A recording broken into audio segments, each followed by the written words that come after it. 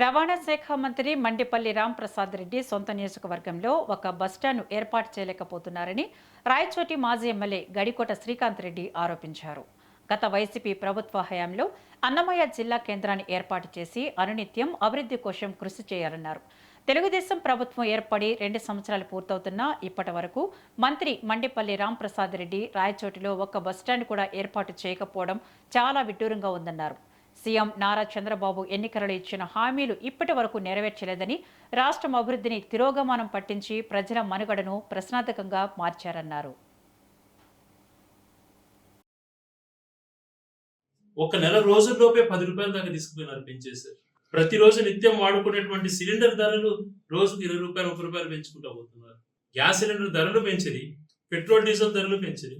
గతంలో ఏం మాట్లాడారు? ఈ రాష్ట్రంలో హైయెస్ట్, దేశంలో హైయెస్ట్ ఆంధ్ర రాష్ట్రంలో ఉంది పెట్రోల్ ధరలు అన్నారు. ఈ రోజు మరి ఎందుకు తగ్గించలేకపోతున్నారు? పక్కన కర్ణాటకలో మనకన్నా చాలా తక్కువ ఉంది, తమిళనాడులో తక్కువ ఉంది, తెలంగాణలో తక్కువ ఉంది, పక్క ఒరిస్సాలో తక్కువ ఉన్నాయి. వాటర్ స్టేట్స్ అన్నింటిలో మనకన్నా 5 రూపాయలు 10 రూపాయలు తక్కువ ఉన్నాయి. విపరీతంగా పెట్రోల్ డీజిల్ పెంచేసి, సిలిండర్లు పెంచి, నిత్యావసర సరుకులు ఇష్టానుసారం పెంచి ప్రజలను అధోగతి పాలు చేస్తూ మళ్ళీ మీరు మాట్లాడుతున్నారు.